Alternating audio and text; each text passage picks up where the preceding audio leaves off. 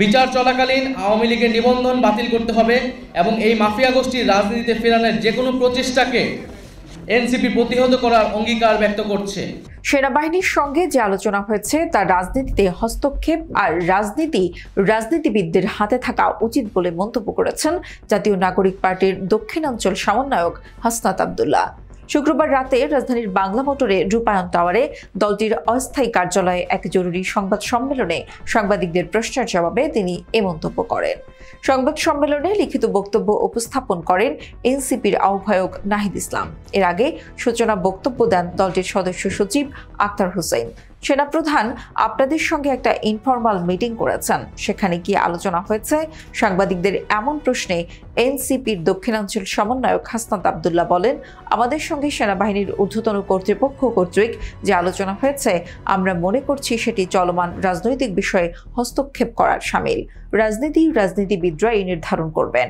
পরবর্তী রাজনীতি কোন দিকে যাবে সেটি রাজনীতিবিদদের হাতেই থাকা উচিত।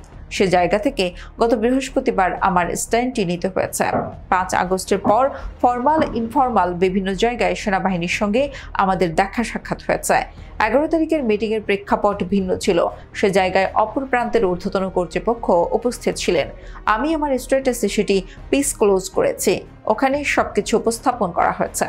সেখানে আইনশৃঙ্খলা পরিস্থিতি নিয়ে কথা বলার জন্য আমাদের আহ্বান জানানো হয়। তিনি আরও বলেন, কিছুদিন আগে আপনারা সেনাপ্রধানের একটা বক্তব্য লক্ষ্য করেছেন, সেটা নিয়ে দেশের মধ্যেও কথা হয়েছে। এটাকে রাজনৈতিক পরিমণ্ডলে অসমীচীন হিসেবে ধরা হয়েছে। অন্তর্বর্তীকালীন সরকার প্রধানকে যেভাবে সম্বোধন করা হয়েছে সেভাবে ইনক্লুসিভ নির্বাচনের ইঙ্গিত করা হয়েছে। আওয়ামী লীগ সহ সার্বিক বিষয়ে যখন আলোচনার কথা বলা হয়েছে তখন গিয়েছিলাম। আমার স্ট্যাটাসে সবকিছু স্পষ্ট করা হয়েছে। নিরাপত্তাহীনতায় আছেন কিনা সাংবাদিকদের এমন প্রশ্নে হাসনাত আব্দুল্লাহ বলেন, আমাদের লড়াই অব্যাহত রয়েছে। যতক্ষণ পর্যন্ত ছাত্র নাগরিক ও ফ্যাসিবাদ বিরোধী দলগুলো ঐক্যবদ্ধ রয়েছে ততক্ষণ পর্যন্ত আমি নিরাপত্তা ঝুঁকি বোধ করছি না।